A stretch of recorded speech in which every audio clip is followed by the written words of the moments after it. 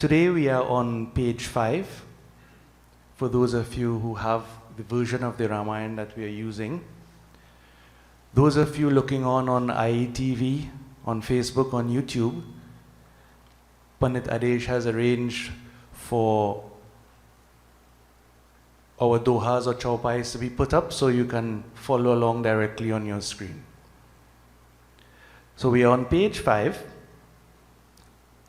The last time we studied the principle of Vivek, which in simple language means right vision. We're moving along a little further now, and we are going to look at the doha, 2 dohas really put together, that begins Bando Santa Samana Chitta. So this is on page 5, Bando Santa Samana Chitta. So first of all, we will sing together, then we will look at the translation, and then we try to extract some principles that are relevant, that important word, relevant to ourselves in this modern time. So let's begin.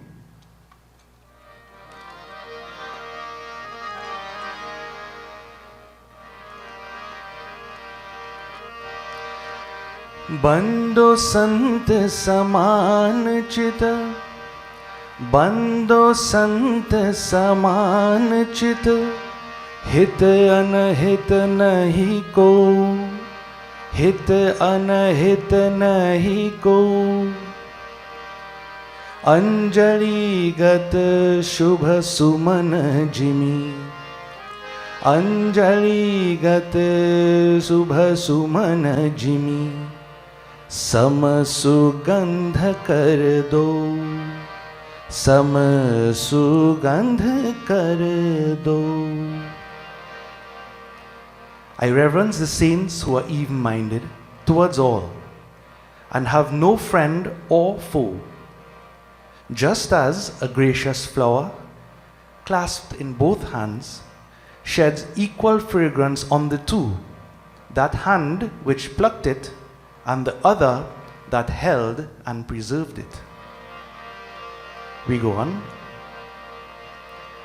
Sant saral chit jagat hita, Sant saral chit jagat hita, Jani subhav sanehu, Jani subhav sanehu, Bal binay suni kari kripa, Bal binay suni kari kripa, Ram charan rati dehu, Ram charan rati dehu, Siyavar Ramchandra ki jai. Realizing thus the noble disposition and loving nature of the saints, who are innocent at heart and desirous of the welfare of the world, I make this humble submission to them. Listening to my childlike prayer, O you saints, be gracious to me and inspire me with devotion towards the feet of Sri Ram. Bole Sri Raja Ramachandra ki. So devotees, the principle we are looking at today, we've heard of sages, and we are trying to understand what is the key quality that makes a saint. Now your concern here should be, what could make you saintly? Okay, this is not to analyze other people, it is to analyze yourself. So first of all, Bando Santa Samana Chitta. So Tulsi Das here is writing, I bow to all of the saints. Good? Who are, so he's qualifying now, what is a saint? Even-minded towards all. So that's the first point and the important one. Even-minded. And we will look in a bit as to what even-minded means. What is even-minded? How should I be even-minded? He goes on, even-minded towards all, and have no friend or foe. Meaning that a person who is saintly is not only even-minded, but he doesn't think of anybody as being, you are my friend, you are my enemy. You are my friend. There's none of that involved. And he uses, again, throughout Sri Ramcharitamanas, you would see there are analogies, similes, metaphors, to bring the example home. So, he is saying, just as a flower, clasped in both hands, sheds equal fragrance on the two, the one which plucked it and the other that held and preserved it. So imagine you're a flower, one hand plucks you from your natural environment. In other words, it hurts you. The other hand is holding and preserving it. In other words, it's good to you, it's nice to you. But Tulsi is saying that this flower sheds equal fragrance on both. The one that has, caused it pain, also the one that is compassionate to it, is nice to it. And it sheds equal fragrance to both. Okay? So, the example he's driving home is, of course, in this analogy, we are like the flower. Someone does something to hurt you, to cause you pain, you still do your part, remain even-minded, you give your fragrance, shower your love. And of course, if someone is nice to you, does nice things for you, fulfill their responsibility to you, same thing, give your fragrance, your love and your compassion. So that's the first one. Secondly, he goes on to say, realizing this noble disposition, again he's referring to the evenness of mind, treating all alike with that love and consideration. Realizing the noble disposition and loving nature of saints who are innocent at heart and desirous not of things for themselves but for the welfare of others, the welfare of the world. Tulsi is saying, I bow to people like this. In other words, he's telling us, take example from people like this. Listening to my childlike prayer. And why childlike? Because children devotees are innocent in this way. When children are small, they don't hold anything in their mind against anybody. But as they get older, then you start to pick up, hate for this one, a liking for that one, etc. So Tulsi is saying, by his childlike prayer, he is alluding to, he is trying to be like this, or he is like this. So listening to my childlike prayer, O you saints, be gracious to me, and what? Inspire me with devotion towards the feet of Rama. And so here now we take away from this that being even-minded and treating everybody equally is the starting point to go towards the feet of Rama. And I interpret that to mean always with that knowing, that knowledge of your own true nature, as we say, being at the feet of Rama. Okay? So you take that how you want, but for me, this is what it means. So in a nice way here, Tulsi is talking about the principle of even-mindedness. We have other words that we use for this, such as equanimity. Again, I'm not fond of big words. Children can understand even-mindedness. It means your mind doesn't get perturbed when things happen, especially bad things. Okay? All right. So, let's unpack this a little bit now. The question is, we are told to practice even-mindedness. And my question to you is, how? How? You can't just tell somebody, be even-minded, and it happens. It is a quality that you have to develop. It is something you have to be aware of, and it is something you have to put into practice. Okay? So, first of all, I'll begin with this, short story that we all know. There are different versions of it, but this is it in essence. There was a sadhu. So we're talking about saints, sadhus, right? Sadhu means good, one with good qualities. There was a sadhu who went to the river to take a bath. And there in the water, he noticed there was a scorpion struggling about. So a scorpion wasn't meant for water, right? Scorpion needs to be on land. But this scorpion was in the water and struggling about. So since scorpions cannot swim, the sadhu thought, if I don't save the scorpion, it will drown. So he picked up the scorpion and tried to put it on the bank of the river. But of course, as scorpions do, what do scorpions do? Sting. Now you can't hold that against the scorpion. The scorpion's nature is to sting. What is the sadhu's nature? To help, to assist, and also to be even-minded, as we are talking about. So the sadhu said, it is my dharma to help others. So this scorpion in his hand stung him, and he dropped the scorpion instantly. Of course, the scorpion dropped right back down in the river there. So again he saw the scorpion struggling, and again this sadhu picked up the scorpion, and as scorpions, do you think the scorpion learned the lesson? Say, oh, the sadhu trying to help him, I wouldn't sting him. Did that happen? No. Scorpion stung him again. And so this drama went on. Sadhu dropped the scorpion.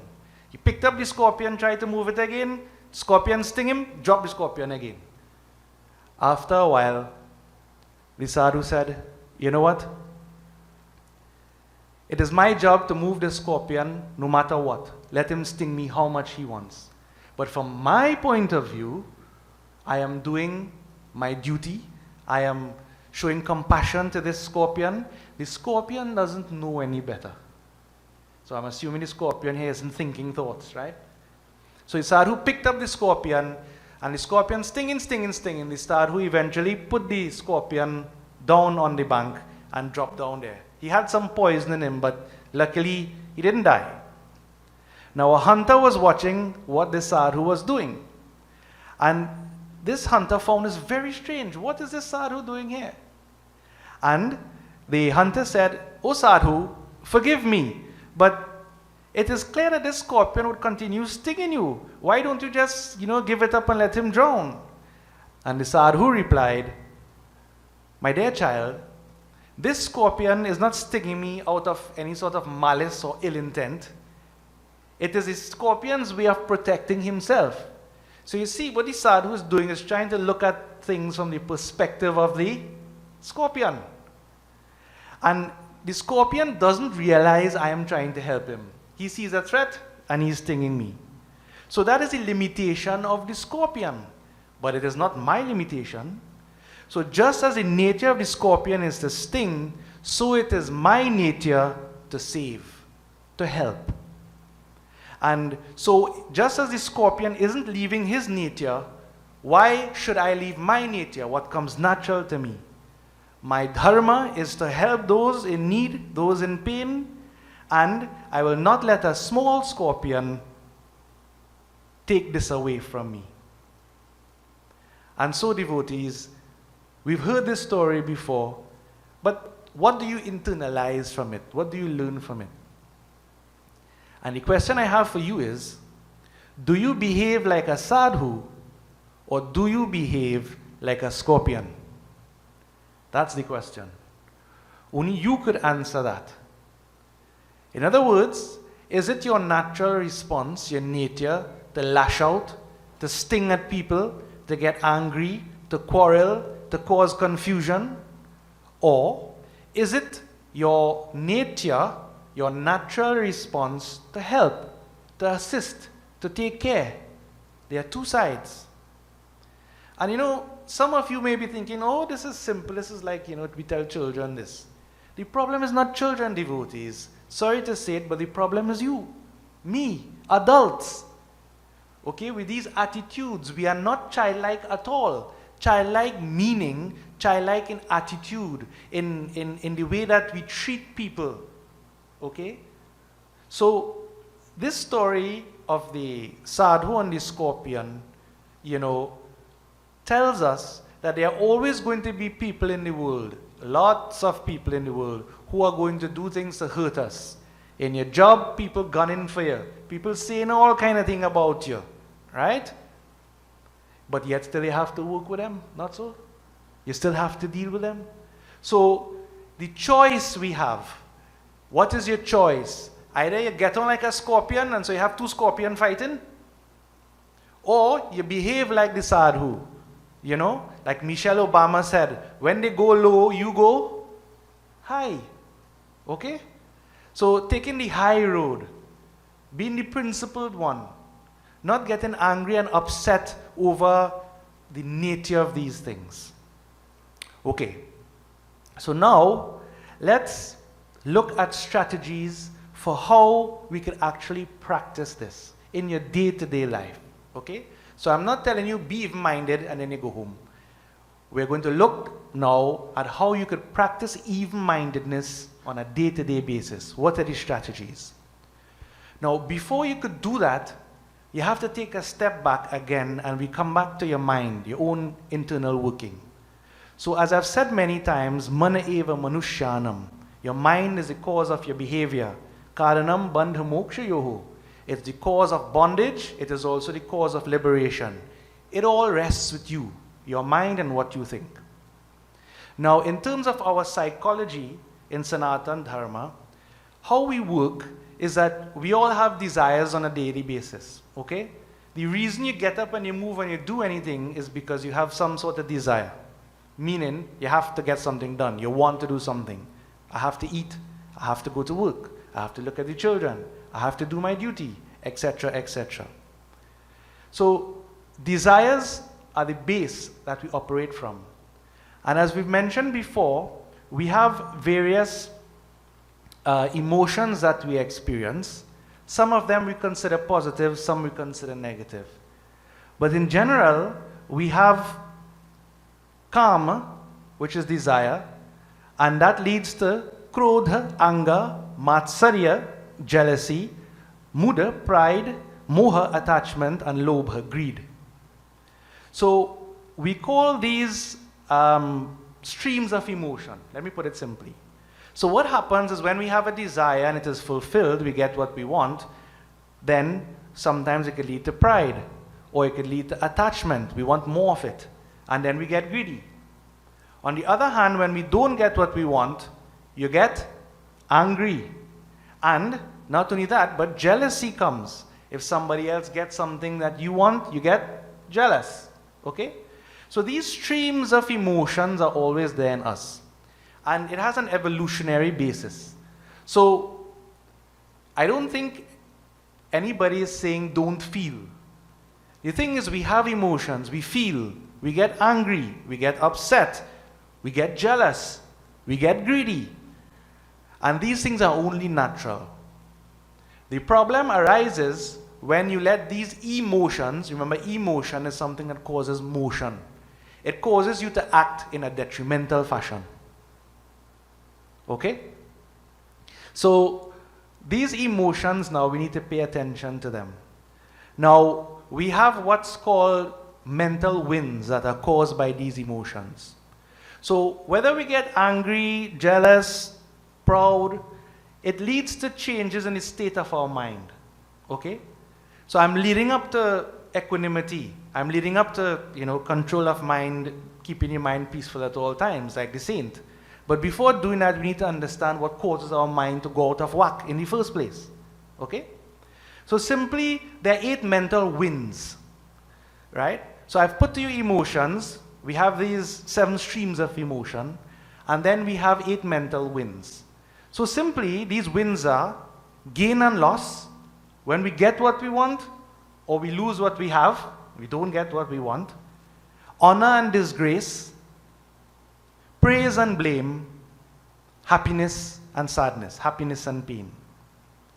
So people always like when they gain something, when you get honor, when you are praised, when you are happy.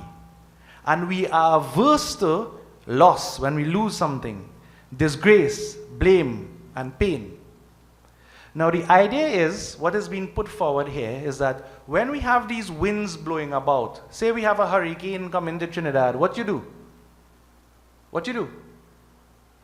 Well, you have to get some wood, batten down the windows, close up, tighten, lock down, secure. So it's the same with your mind. You have winds blowing about, all these thoughts and emotions. But yet still, the house, that internal you that is there, the observer of all of this, needs to understand how not to be swayed by these things. Okay? Now, as I said, I am not saying you're trying to eliminate emotions. It doesn't happen. Okay? And even anger, I mean, it is said that you know the quality of a man by what gets him angry. So if a man gets angry because his wife didn't cook something he likes, he's at a very low level. If a man gets angry because people are not doing what they're supposed to do, not living according to principle, nothing selfish, that's a different kind of anger. So everything is relative, you see? But you can't stop it from happening. So the idea is, devotees, not to eliminate, you can't eliminate these things. Once you're a person, you're going to have it. The idea is to stop it from affecting you. Okay? Make that point clear. Now, practical strategies. Given this, how can we deal with these winds? Well, the idea now is to lock yourself down, don't let it blow you away. Like a roly-poly, knock you over, you come back up. It's going to knock you over, bring yourself back up. Don't let it knock you over and keep you down. Okay? All right. First point, first step. Let me put it like this. Step 1. To be even-minded or to practice even-mindedness, the first step is you have to decide that you want to be even-minded. So if you don't care what I am saying, what Tulsidas is saying, what you're being told, well then it makes no sense. The first step is you have to decide, look, being even-minded is an advantage to me. Therefore, I will begin to practice it. Okay? If you don't do that, nothing doing. So I'm going to make the assumption that most of you would like to practice even-mindedness. You want peace of mind. And some of you, well, the scorpion gonna sting. Okay? So once you've decided that you want to practice even-mindedness, what's the next step? The next step, and I want you to remember this, is you practice what's called the 3 R's. You need to recognize when you're getting upset about something. You're going to reduce that upset feeling, and then eventually it will be removed. So recognize, reduce, and remove. You with me? 3 R's. So I want you to have this in the back of your head. And this is not when you sit down and pray and anything, you know. That is different. This is when you live in your life, moment to moment. From the time something upsets you, there's a trigger, I want you to think, I want to be even-minded. Next, the process. I'm going to practice recognize, reduce, remove. So recognition is the first stage. And you wouldn't believe how difficult it is for some people to recognize their emotions. How many of you know you're going to get angry before you get angry? How many of you get angry and didn't realize you're going to get angry till you get angry? Emotions work like this. Deep-seated in the old brain, as it's called. It hijacks everything. Okay? Psychology, our scriptures, everything says this. So, and you can't do anything about it, aside from ripping your brain out from your head. Okay? So, you have to recognize what is taking place. And this is the key point. If you don't recognize it, recognizing the problem is half the problem solved. If you don't recognize what's happening to you, then you can't solve it. Someone told me this once, as an older gentleman, he said, Pandit, you're talking about anger and whatnot. I really have a problem with anger. A lot of men do. Keeping this anger under control, right? Because I just get angry for so many things. What to do about it? So I'm telling you how to deal with it, moment to moment. So first you recognize. Now, normally there's a trigger to the anger. Let's just talk about people that trigger you, right? Not events so much. Events happen too, but I'll make it simple. So I've mentioned this to you before. This comes from the Yoga Sutras. There are really 4 kinds of states that people are in. Maitri Karuna Muritupekshanam Sukha Dukha Punya Apunya. So let me put it simply. In your relationships with everybody, people can be in any one of 4 states. Either the person is happy, unhappy, virtuous or wicked. So, how do you respond to each? Now I said, not react, how do you respond? React is when you suddenly just get vexed and you fly off the hook. That is react. Respond, take a few minutes, take a few seconds, think about what you want to say before you say it and then respond. That is a response. It's different from reacting, okay? So I'm saying respond, don't react. So first of all, if a person is happy, how should you respond? Should you be jealous, envious? No. Maitri, friendliness, lovingness. Okay? That's one. Number two, if somebody is unhappy, sad, how should you respond to them? Should you get frustrated by them, say, why don't be happy, boy? No. Okay? You need to show karuna, compassion, helping others, try to ease their burden, ease their pain. Third, virtuous. Somebody who's virtuous, should you be envious of them, jealous? No.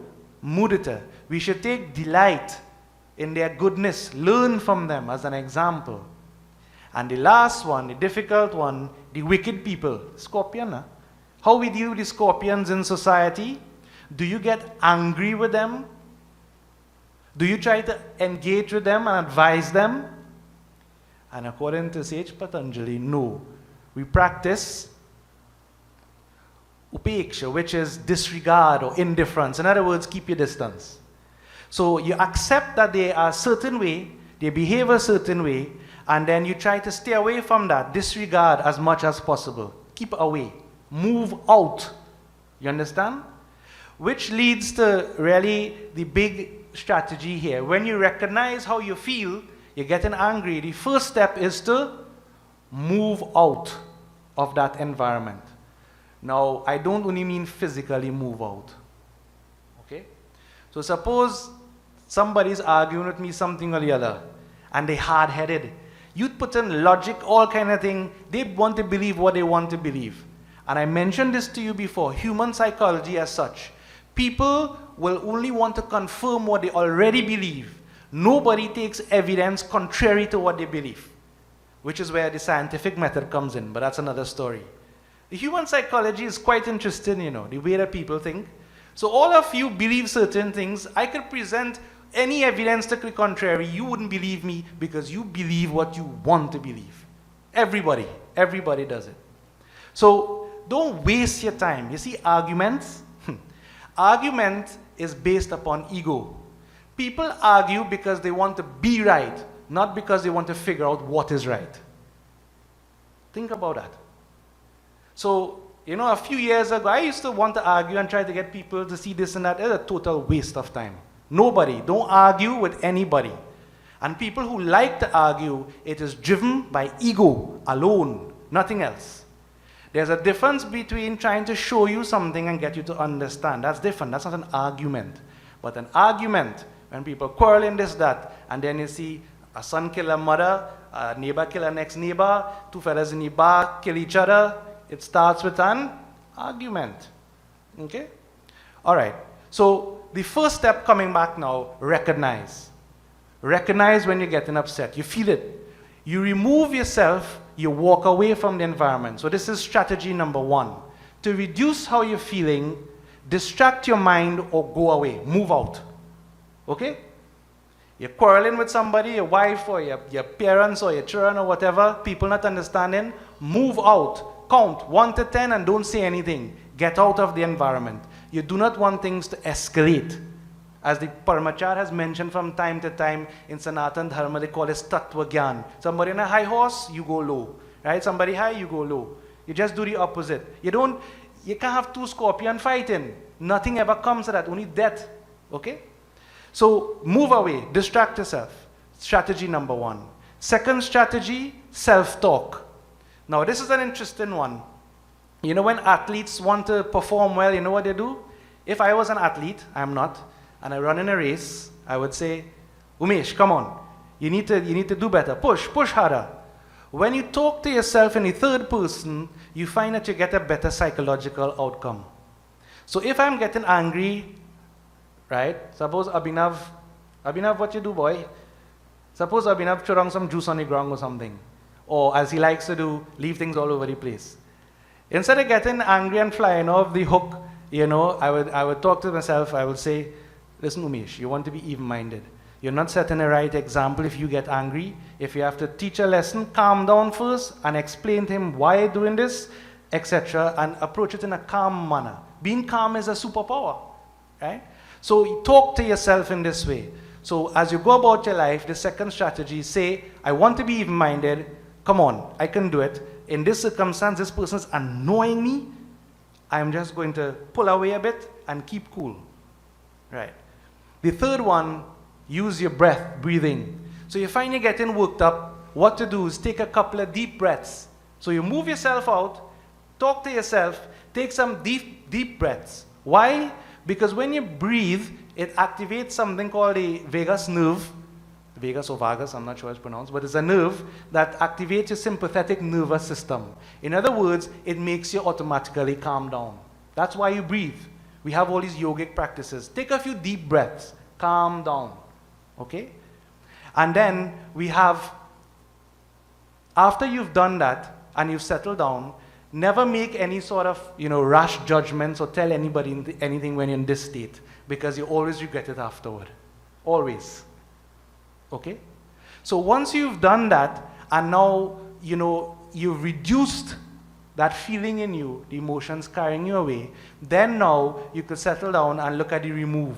So later on, you could communicate with the person, or not if the case may be, Don't go and fight a battle that you can't win, right? So, you have to make your judgment, but the idea is you want to get yourself back to a cool state of mind so you can make rational decisions. Okay? Even-minded. And importantly, devotees, when people like this, back to what Tulsi Das was saying, you don't want to have these people in mind. People have said, okay, let me use myself. They say all kind of thing about me. In work, in the temple, wherever. You say what you want. That is your point of view. It has nothing to do with me. So I don't have anything against you. You say what you want. That's your mind. That's on you. Okay? But I mustn't let it get to me or hold you in mind. If I know day and night you cussing me up outside, if you come to me for some help, I will help you. Because my nature is the nature of the sadhu.